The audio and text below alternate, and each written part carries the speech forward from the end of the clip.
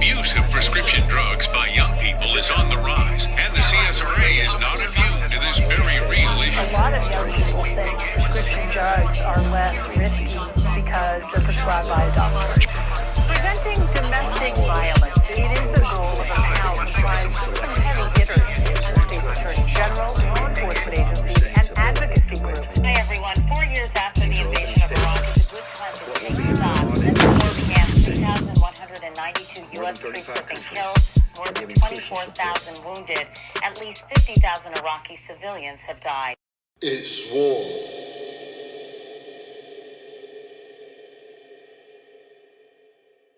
Hey everybody, welcome back to W.A.R. W.A.R, we're all recovering. If you're listening right now, I want you to understand something up front. This isn't just a podcast. This isn't a podcast about pretending we made it out. This is a podcast about telling the truth while we're still walking through it. And today's guest brings one of the most important perspectives there is: long-term recovery. Not a quote, not a trend, a life. Dr. Larry Smith has been sober since September 22nd, 1999. That's 26 years of staying in it.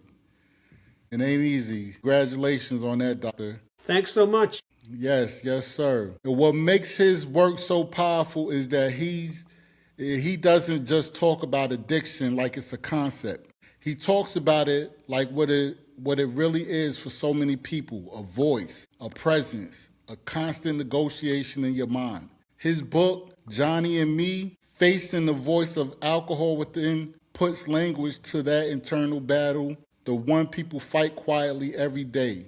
He also wrote Embracing the Journey of Recovery, From Tragedy to Triumphs, which focuses on what it actually takes to rebuild a life over time. And his upcoming novel, 2084, The Neuroxone Conspiracy, challenges the future of recovery itself. What happens when healing becomes commercialized and abstinence-based truth gets pushed aside. Larry's core message is simple, but it's real. Recovery is not the absence of craving. It is the presence of purpose. Dr. Larry Smith, welcome to W.A.R. We're all recovering. It's a pleasure to be here. Thanks for inviting me. Yes, sir. It's my pleasure. So, Dr. Larry Smith, you've been sober since September 22nd, 1999. When people hear 26 years sober, they assume the battle is over. So let me ask you plainly, what does long-term recovery actually feel like? A long-term recovery feels like you have to wake up every morning saying there's purpose in your life. And in the first days, first weeks, it was just staying alive. And to tell you the truth, I didn't want to be alive in those first few days. I wanted to be dead until I would say I saw the light. Someone shone the light on me and said, "You can do this, brother, you can do this." And it was a young kid of 20 years old. So that's different back then, but it was just getting through the day. Here, I won't say it's easier, it is just different. But I'm waking up here because I made it through. I want to make sure that everybody who has a problem with alcohol or drugs or mood-altering chemicals, whatever it is, I want to make sure that they can get through as well. And no, it isn't easy, but it is possible for everybody. Not just some, but for everybody. Yes, sir. I agree 100%. I know how difficult it is, but I know it's possible. I'm coming up on 3 years sobriety March 7th.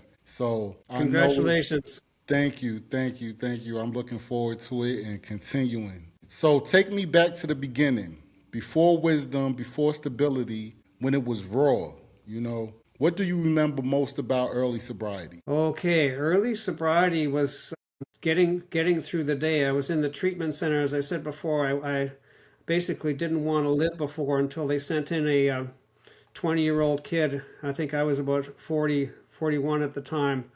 It's not what he said to me. It was the feeling of you can do this. You will get through. Yes, it's hard. I've been through it. And something in me said, "I trust you." He says, "I'll try for it today. I can't tell you about tomorrow." He says, "All you have to do is try for today." And then after that, it's a matter of, okay, I connected with this one young person. We're in a group of people, and we're basically sharing feelings, because I had a problem with sharing feelings. I was afraid of people. Don't ask me why, I just was. So I didn't ask for help, and I didn't share feelings, and I isolated all the times, and it was hidden. And the voice of Johnnie kept on telling me, "Just stay with me, brother, because I've looked after you your whole life." So it was a matter of connecting with other people and finding out I'm not different. I am the same as you guys. I'm not better. I'm not worse. And for me, that was the turning point is, okay, I feel like I'm part of this group. And that was while I was in the treatment center. Afterwards, you got to get out to the real world. You have to reproduce it.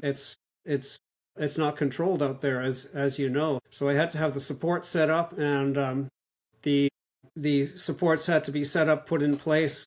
I mean, I had a mess to look after. I had to talk to my banker. I had to talk to my lawyer. I had to talk to my office manager.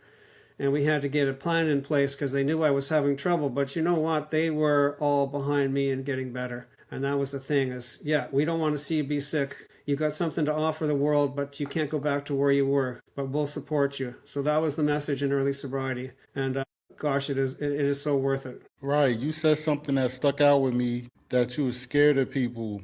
I think that's common with men because I was in and out of treatment facilities. I would stay about a week and then leave and come back and stay about 2 weeks and then leave again. And I realized the problem was I was afraid of being vulnerable. I didn't like the groups. They made me uncomfortable. I didn't want to talk in the groups. I seen everybody sharing and I didn't want to share. Like my story wasn't, good enough or, comparing the two. And so I just felt uncomfortable, but I came to the time, a place where like I hit below rock bottom and I just couldn't take it anymore. And I allowed myself to be vulnerable and open up. And that's when everything changed for me. Man, I get happy tears listening to that because you finally found the spot. And I think we all go through that. And Yes, if I was sir. there at the treatment center with you, I might have taken you to the side. It says you can't tell others. Just tell me one thing about yourself and I'll tell you one thing about me. And so that's just...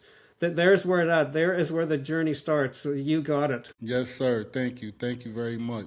So what kept you grounded for decades? Not just getting sober, but staying sober. Okay, that's where they call it the aftercare plan comes in place. I promised, I made a commitment to do so many meetings per week. It was 3 meetings, but I did about 5 to 7 meetings of support group a week. I would talk to friends in recovery almost every day. I would physically exercise almost every day, and my diet wasn't, specialized, but I had 3 meals a day because for me, I was very athletic. I needed to keep my blood sugar up because when the blood sugar dropped, I would have a tendency to want to use. So that was another part there as well. Doing some reading every day was a must as well. And later on, as I became more grounded in recovery, I started writing.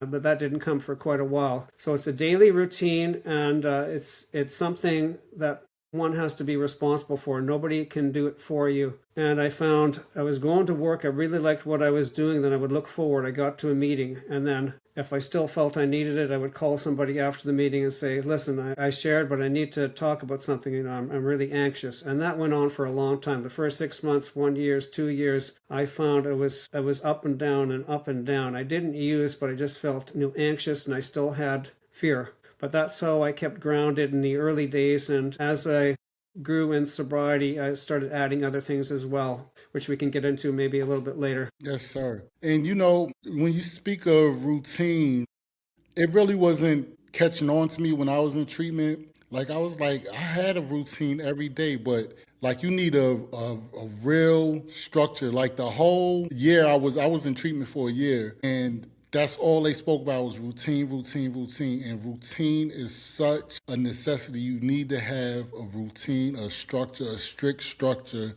to stick to, I think with me, I don't know about everybody, but to kind of succeed in your sobriety. So I agree with the routine. Absolutely. Structure is very important. And I used this as well in the first year. I decided I wanted to get back and doing marathons, running marathons, and they were worried that I would spend too much energy on the physical exercise, and I was actually criticized for this. So smart Larry decides that he would talk to a counselor who happened to be a marathon runner. So he gave me a program that would fulfill the requirements of keeping sober, but also to keep my physical activity up, because he knew some people, they need that little bit more exercise than everybody else.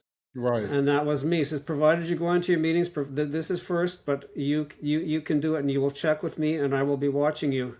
Yes, sir. your sobriety is first, but at the same time, the structure that kept me going for sobriety, it kept me doing the marathons, and also being out there, the voice of Johnnie in my head was still there, and running really helped dissipate with that. And it didn't end right away. It took a long time before Johnnie didn't have his hold on me. Right, right. I understand. So your story includes childhood trauma and serious addiction struggles.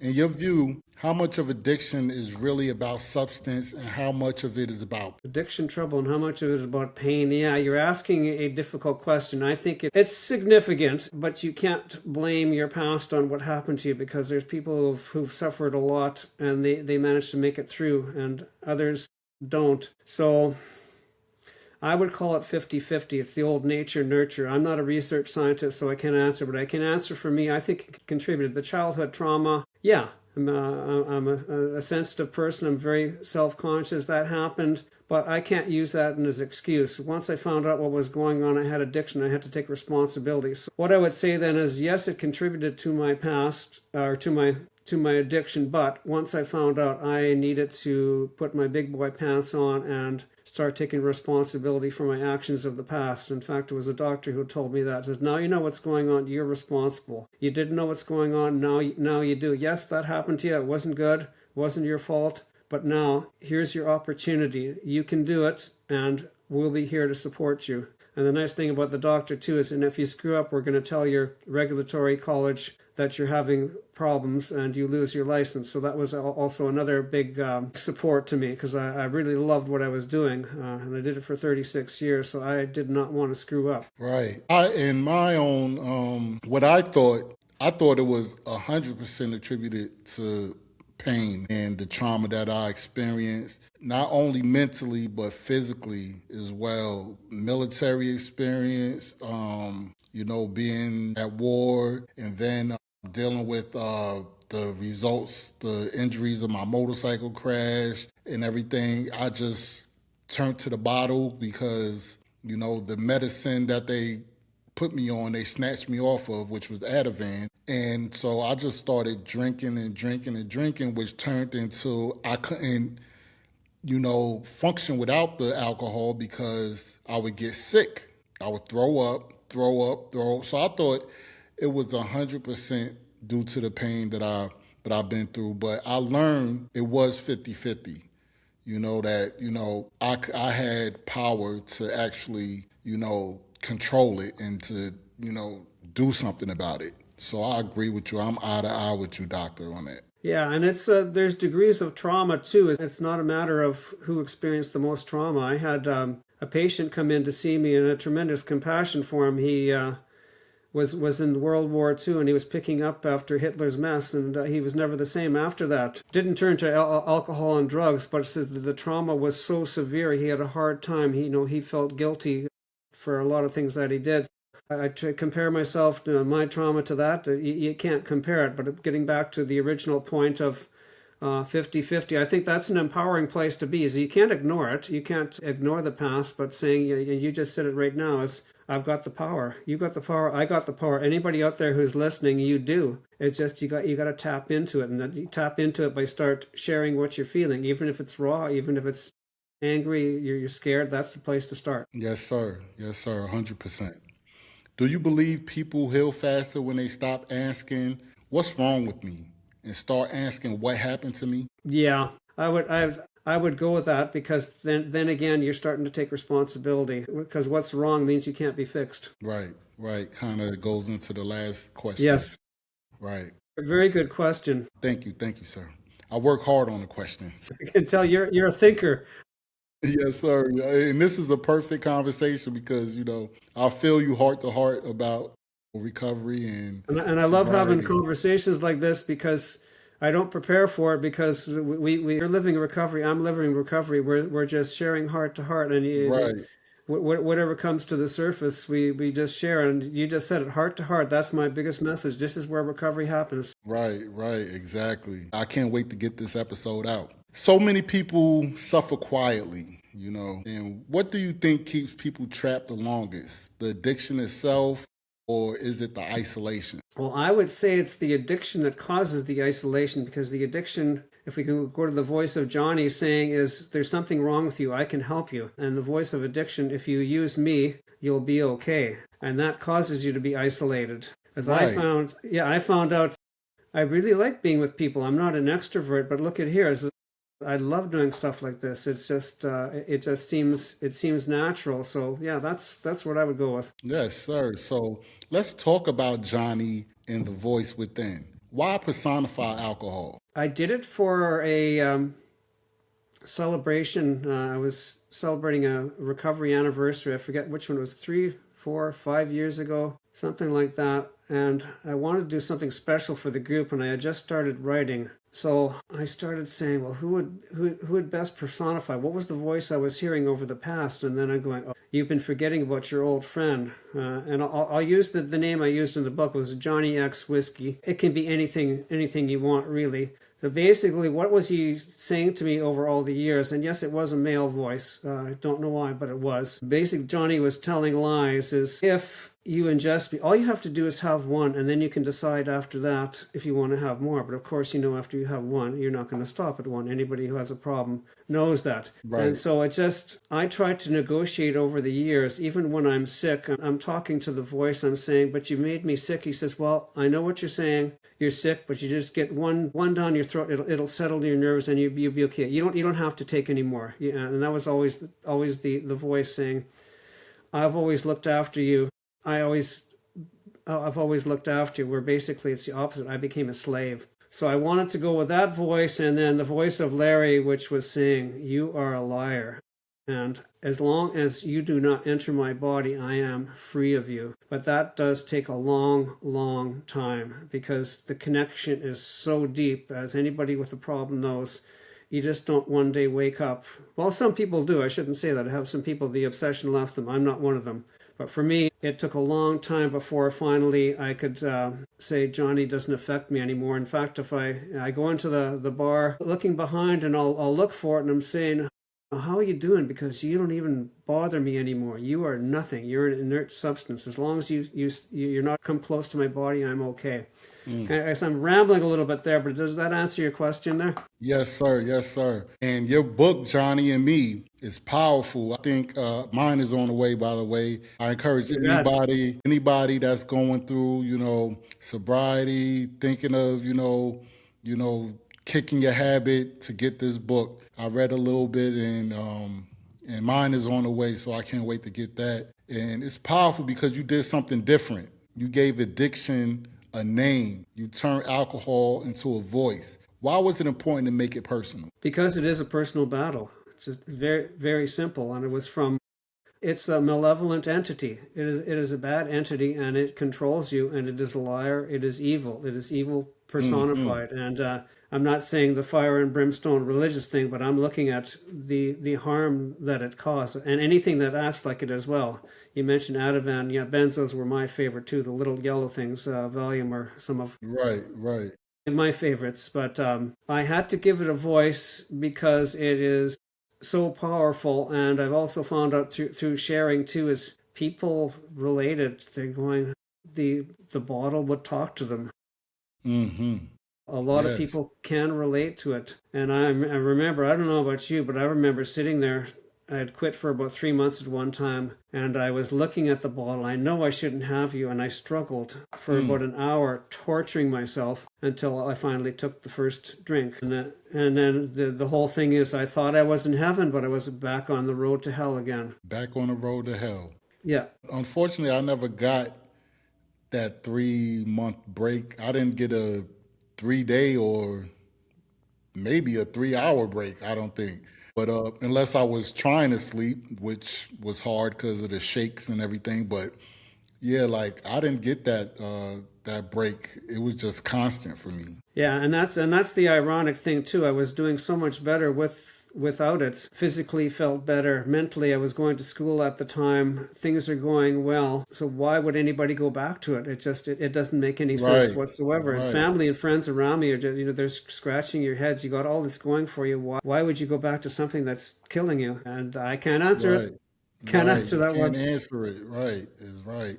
Well, they say it's a disease, so maybe that's why. I don't know. I'm Yeah, just I don't look at it from the point of is it a disease, an affliction? Like I say, I'm not a research scientist. I'm a person in recovery, and I can share to you right, heart to heart. And I let the people talking there. They can talk about it academically. But, as far as I'm concerned, as far as you cannot replace lived experience, be it 1 day or 3 years or 20 years or 50 years. I'm listening to those people because they have given me the insights, not somebody who has written a paper on it. right, They may explain it, and with all due respect, because there is a place for it to try to understand it. But even they're saying, well, it's you need to be around the people who have been through it. That's why we have support groups for all sorts of exactly, health issues, isn't it? exactly. So, doctor, for the people listening right now, Johnny, what does that voice sound like? Was he loud or was it subtle? Oh, it was quiet. It was a quiet, strong voice. Yeah, that's no one's asked me that question before. Yeah, it wasn't yelling at me.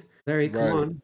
If you just take right, this, you're going to feel better. Don't torture yourself, because after you have a few, that good feeling will come back. So why even fight it? So it's a logical voice, and it comes back to me. And I get once or twice a year. I have using dreams, and Aren't those the worst? The using dreams? my gosh, I Those would are the think worst. after this stage, yeah, why is it still happening? And the thing is, what I'm saying in the dream is, well, you know what? I've got all these years of sobriety. I'm just not going to tell anybody. Right, I'm going to go right, back to right, and say it never happened. And right, that's exactly what the voice wants you to do. It wants you to lie. It does right, not want you to be your true self. right. I was just about to ask you what was the most dangerous lie the voice told. The most dangerous thing is trust me. Right, trust. Yeah, I've never let you down. And actually, to be honest, it gives you the same feeling. It numbs the brain. It goes through the brain. It gives you that feeling, gives you the rush. But what you don't see is the hell behind it. You got 10% good feeling, and then 90% horrible feeling. right. Okay, doctor. So I got this is a question I want, people I want you to relay to people because a lot of people believe addiction is weakness. What do you want families and society to understand instead? Yeah, the moral failing. And I was during my addiction. I was doing well in school. I went through university. I went on to become a chiropractor. I played football. I played hockey. I did gymnastics. Star gymnast at university level. Very, very self-disciplined. So it was nothing to do about weakness. That is why it's hard for people to understand. And then when you find out top level performers playing professional sports go through the same thing, they are very, very strong athletic people. And then you're finding out even in the academic level, the head of the university or the top neurosurgeon in the country happens to also be an alcoholic or a drug addict. How does this happen? It's not weakness. It's addiction. And Yes. whatever addiction is, be it a disease. So if you can explain to me why all people in skilled positions, and it happens to all classes, all levels, all races, Yes.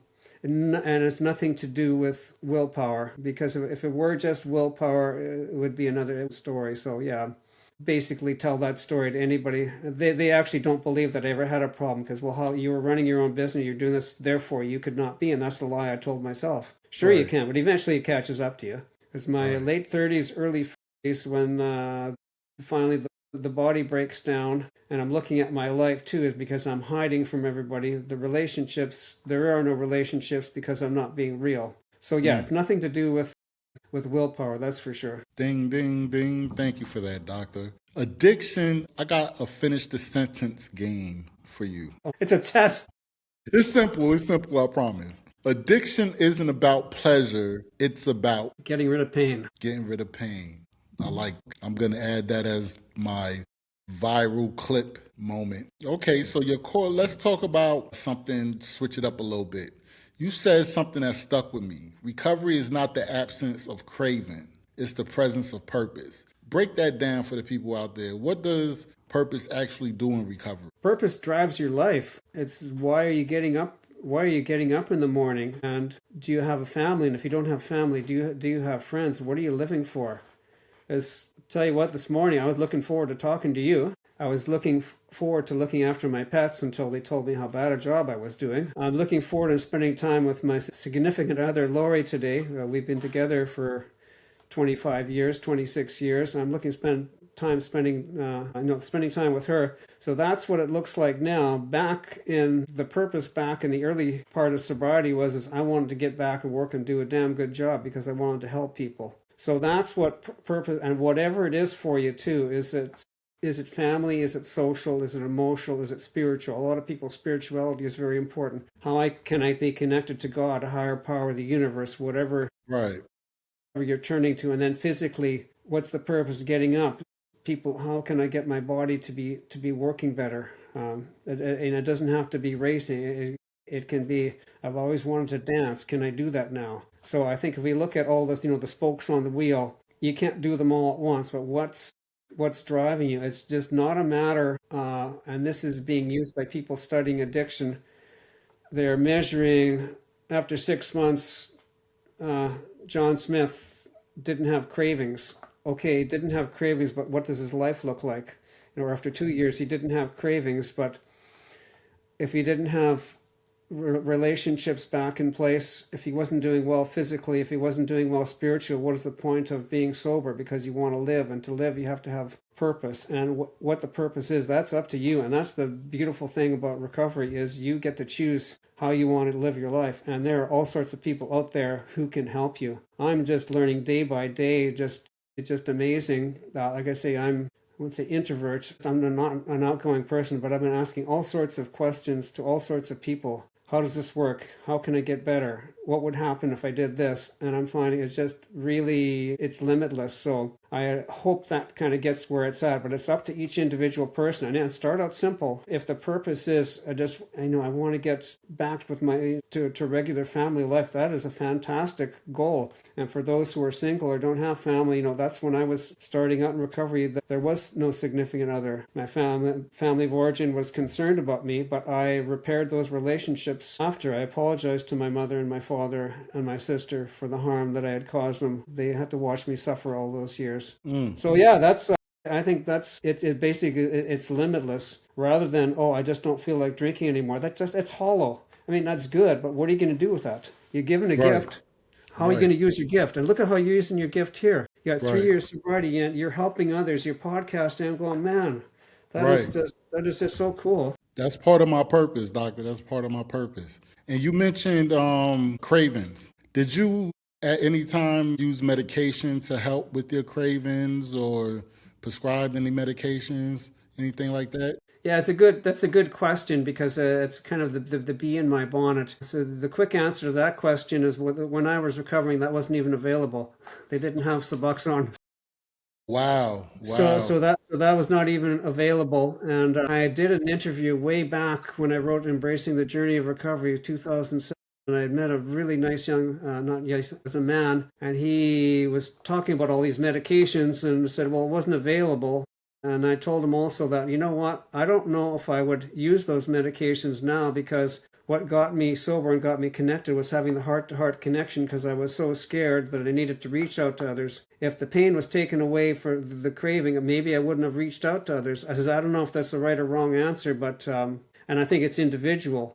And I realize these drugs have a purpose. They are useful. I'm not against them, but I'm also saying this should also be taken as a point of view too. Is if I had that medication, maybe I wouldn't have reached out to that young man, or he wouldn't have reached out to me, and I wouldn't have got there. Because you see where I'm coming from here? Right. I get it. So I get it. It's useful, but where do we draw the line? Do we use it for 1 month, 3 months, 6 months, or Right.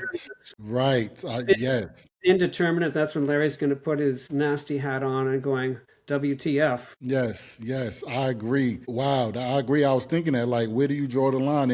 And I was actually on naltrexone, the pills, and then I switched to the injections. And my recovery coach, I wanted to come off. I was like, look, I've been on this for a while. I think I could do it without it. And they was like, but what if you stop the naltrexone? What if the naltrexone is the one that's, subsiding, like kind of reason why you're not feeling your cravings? And I was like, well, let's just give it a shot. But they didn't want to take me off of it. They were scared to. It was my choice. So I kind of said, okay, and I went with it and I stayed on it until I got out of the program. Then when I got out of the program, I decided to do it for a month or two. And then I was like, okay, it's time for me to stop. And I stopped. And I've been off of it right now for about 2 months and no cravings. I'm still good. Awesome. So, I think that's how it's meant to be. Used as a proper medication, used as an aid. But eventually you do have to take the leap of, okay, when am I going to go off? And I think that's where we run into the philosophical differences. And I don't want to come across as the old moral dinosaur. But the thing is, for me, like, it wasn't even available. So, and if it was offered now, I didn't know if I knew about it back then, maybe I would have done the same thing as you. So right. I can't tell, but I think you did it the right way. And I've seen and I've experienced people, I know they've done that and they've done well with it. Right.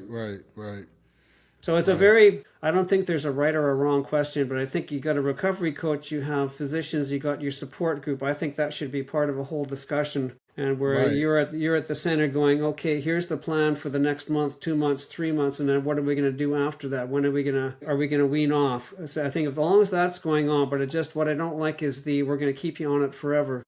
Right. Wrong, Right. and I will argue to the grave about that too, because I think sooner or later you have to face the music, and it's not pretty. Yeah, craving's not nice. Yeah. Withdrawal is not nice. Having the shakes and then Right. cleaning up the mess of your life, it's not a nice process. Right.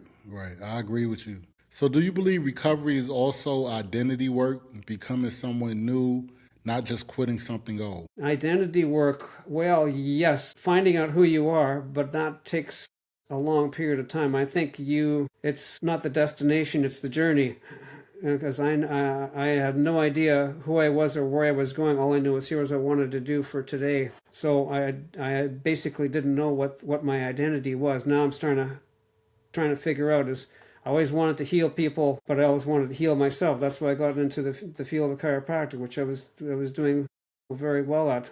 But in the field of addiction, okay, I want to help others, but I got to heal myself. So that's what I'm finding the identity was, but it's hard to do it when you're wounded. You really don't know who you are. So I think it's a process. I don't think you can say, this is the goal here's who I want to become. I think you find out as the layers are being taken off. Right. So where you are now, which I think is a good place here, maybe in 3 more years or in 10 more years, you're going, oh, I was on the right journey, but here's what I really want to do. But this enabled me to get to where I wanted to be. Does that make sense? Yes, sir. It makes complete sense. I want to talk about something that's really interests me right now. Your upcoming novel, 2084, which I won't be around. The Neuroxone Conspiracy. Well, neither will I. It asks a bold question. What happens when big pharma controls recovery and abstinence-based approaches get erased? What inspired you to write that? Well, that comes from my late mentor, Neil. He's one of the people who helped get me sober. He helped me during my recovery process, and then after a few years, 2 years, 5 years of recovery, he confided in me. He said, the addiction recovery is being hijacked by the pharmaceutical company, and he was referring specifically to the use of Suboxone without the use of anything else. They just wanted to put people on medication but not do any of the other work. There's one thing, we're having a conversation about doing both at the same time, which I think is totally acceptable. But if you're just going to do the medication route, I think there's a problem with it. So what I decided was I was going to make a fictitious molecule. So I took Suboxone and I combined it with Neurontin, which is gabapentin, 2 neurological drugs, and I came up with Neuroxone. Not only does it reduce cravings, it erases them. So this is the absolute cure for addiction. And because there's, where the addiction is going these days too, and everybody's talking about it's getting worse and worse and worse, the pharmaceutical companies along with the government showed the data that this was actually working. Of course, they failed to show you after 5 years the damage that it's caused by the side effects. So that's the problem right there. And also, certain percentage of the population with certain genes, they also have side effects of flat affect. But if you're looking at the whole picture, what you're seeing is an immediate benefit to the population, but long term, it would be a horrible, horrible problem. So it was big pharma combined with government not doing their due diligence, pulling the wool over the eyes of the public. Hmm. And Interesting. is it possible? I think it is. And everybody I've talked to saying, well, this isn't even fiction. This could probably happen. That's what I'm thinking right now. Because you get a pill that's going to erase, and you probably have good health professionals, and as do I, they're going, well, I'm seeing pee on supper, and if this pill is going to do it, why aren't we using it? The problem is when you start mandating this is the only cure. If that were the case, fine, but you need to have several paths of getting to recover from addiction. And I think that's the logical place to go. All roads lead to Rome. For recovery, there are a lot of ways to get there. There's not one or two ways. There's several. We just have to find out what works for you. And if it's heavily into medication in the beginning, okay, but then you really have to start living your life. You need also to be connecting with people as well. So I think it's a good question, and as I say, I'm not anti-medication, I'm anti-choice. And they take choices away from you, and we saw something like this during the COVID years where, all certain things, masks and vaccines were mandatory. There basically didn't seem to be a choice. I don't want to get into a whole discussion about that, but that's kind of that sounds familiar.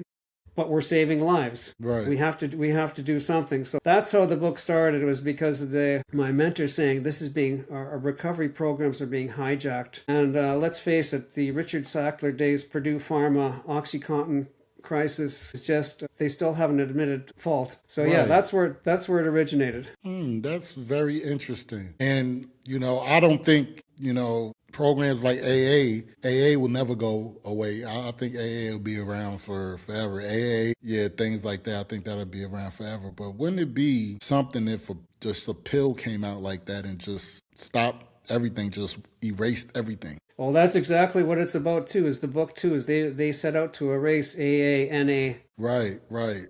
And it was I made it quite dramatic too. But of course, they couldn't really do it. They just went underground. Right. So I really had a lot of fun doing that, and I actually put myself as a character in the novel in a small part, speaking out to the experts. So it's just. It's about that erasure of choice. Right. So I'll take that back. Actually, when I said AA programs like that would never go away. Because think about it. If you did have a pill like that, why would you need AA? Unless you don't take pills and against pills and stuff like that, that's, a whole nother story. Anyway, I could think forever about this. It's brilliant. You're a thinker. Yeah. As am I. My partner Lori, I drive her crazy with all these things. I have all these bees in my bonnet, and I keep on going on and on. Right. Like the book is just brilliant, and I'm gonna be thinking about this in my sleep, and I'm pretty sure I'm gonna have nightmares. And it's brilliant, though, Doctor. Brilliant. Okay. Well, I want you to send me yours too. Okay. I love reading recovery stories and recovery books, and I really find them quite exciting to read. Yes, sir. Everybody has got a story. Right, definitely. So do you think recovery is being turned into an industry instead of a human healing process? Kind of like just spoke on it. Yeah, I sense it going that way. I really do. It's become a business, but their answer, to be fair, is the only way we can keep this going is if we do run it as a business. But with that becomes, do we start losing the human touch? Are we going with the efficiency? That's where we're starting to go, is we'll lean more heavily into meds because the government is providing funding, because that's what's been researched. So yes, as far as more an industry, I think yes, and that is the danger. You cannot take the human part of recovery out of recovery. But again, I think we need to have the conversation. What would help is if we have everybody sitting at the table. That's all I've asked for. Is I want at the seat of the table when policies are being made because of lived experience, as do you. You should have a seat there. Lived recovery, then we have people who are, we have addiction physicians, counselors, physicians, anybody who has a stake, and then the government, of course, if if you're footing the bill, you want to see what works. And then also too is who is running the research, and we know who runs the research. It's Big Pharma. Yes, sir. Yes, sir. And So what because kind? it's Yeah, go go ahead. ahead. Sorry. Go ahead. Sorry. The basic research is about we run one treatment against a placebo. So usually it's pill against sugar. Pill Does, against sugar. does it work? Mm, that makes sense. So what conversation are we avoiding right now as a society, you think, that we need to face? What conversation are we avoiding? I think we have to get back to being human, admitting vulnerability, and speaking heart to heart. What do we want for ourselves and our loved ones and the rest of society? If we do this, we'll be on the right track. Mm, I think we're getting away from that, and that is why I feel so strong about recovery, because what I'm speaking is the truth.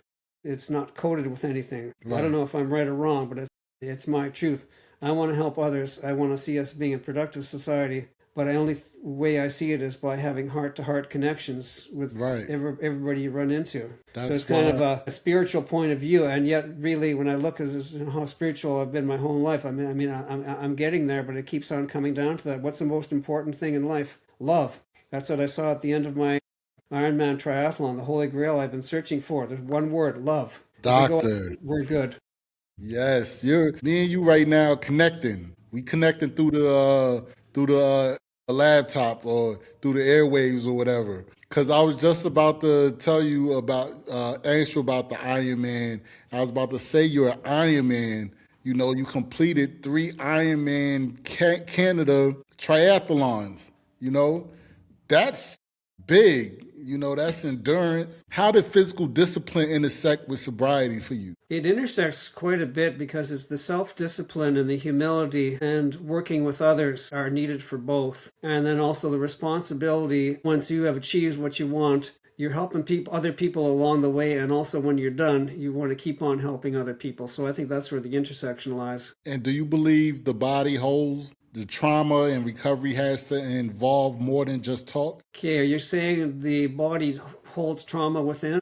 Right, like do you think like you know like recovery you need to basically exercise and do other things to help out your recovery? Absolutely.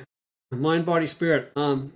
Is again, you can not be ingesting substances, but you can have all sorts of unhealthy habits. I mean, you don't have to do it all at once, but you need to have, this is your vehicle to get around in life. And if you can't walk around the block, that's a problem. Right. I use it for so much stress release. I mean, to face it, not everybody's going to be wanting to do what I'm doing, nor should they. But if they find joy in doing yard work and they feel good with it, that's good. If they find ballroom dancing with their partners, do that. Whatever it is, get the body moving. It is just so much better for you. Yeah. Yeah, and that gives you a high right there, you know, exercising and Absolutely. everything. Yeah, right. So, when it's all said and done, this is the last question, Dr. Larry. When it's all said and done, what do you want your work to leave behind? Not just books, impact, or whatever. What would you know, want your legacy to be? Living authentically. Larry was who he said he was. Yes, He had sir. he had a problem with the alcohol and drugs for the big part of his early life, but he overcame it, and he helped other people overcome it as well. That's the legacy, and I think the one word, yeah, heart to heart connection and love, because you know that's where it's at. When you're seeing people on their deathbed too, the whole thing, you're feeling love. Right. That's deep. That's deep. And that's why I say one of my go-tos for war is each one reach one. And that's basically what I'm saying. Everything you just said. That's so true. So Dr. Larry Smith, doesn't it feel better to be sober? Doesn't it feel better? Like, doesn't it feel great? Oh my God, what a relief. What a relief. And every time I share like this too, like I said, no idea what we're going to be talking about, but I said I knew it would be okay. I get a little bit nervous. I'm going, nah, it's recovery. You love recovery. Right. You love Right. talking about it. You're gonna meet another person and they're gonna share their stuff, and it's gonna be good, and you're gonna help other people. Right. And again, that's exactly what happened. I'm on a high right now because I've connected Right. with you. You've connected with me, Right. and others see this, and you know, even if it keeps them sober for another day, that's all that Right. matters. It gets them to reach out, pick up the phone, say, I need to do something. Yes, sir. I Yes, need sir. some help. So I'd just like to congratulate you on the work you're doing. After 3 years, man, there's no way I'd be doing anything like that. So, man, I Thank think you. that Thank you. you're welcome. This is part of my structure that I was talking about, that's keeping me focused. And I feel like, all the stuff that I've been through, I have to share my story and I have to hear other people's stories, help other people and, to keep me going, to keep me, thriving and doing what I'm doing. This is exactly what I'm doing. So I appreciate that. This is so awesome in this day and age. I don't even know where you're from. I'm from Vancouver Island in Canada. I'm from New York City, but I live in San Diego right Okay, now. My wife is from Toronto. cool. Yeah, You've got so. a grandson there, so Oh, really, really, really? I love it. It's nice. Toronto is beautiful. Canada is beautiful. I'm like, why would you want to come to the U.S. anyway? I'm not going to get into that.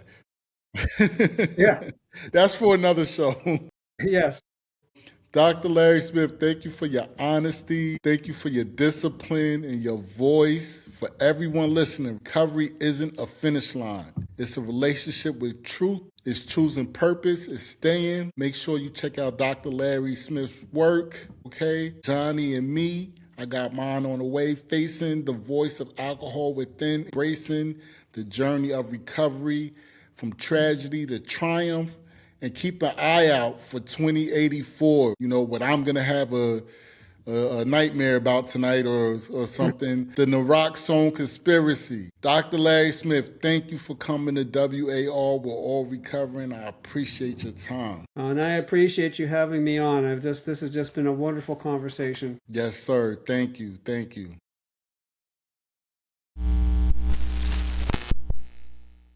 The invasion of Iraq is a good time to take stock. Since the war began, 3,192 U.S. troops have been killed, more than 24,000 wounded. At least 50,000 Iraqi civilians have died. It's war.